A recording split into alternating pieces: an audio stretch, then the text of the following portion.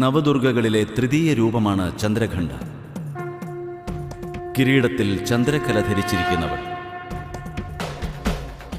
ഈ രൂപം അത്യധികം ശാന്തിദായകവും വളരെ മംഗളകാരിണിയുമാണ്.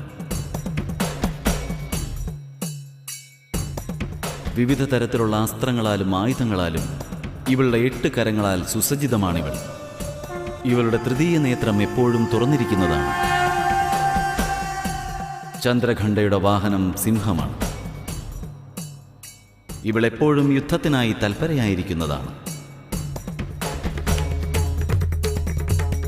ഇവളെ ആരാധിക്കുന്നതിലൂടെ നിർഭയത്വവും ധീരതയും ലഭിക്കുമെന്ന് മാത്രമല്ല, സൗമ്യതയും വിനയവും ഉണ്ടാകുമെന്നതിലും സംശയമില്ല.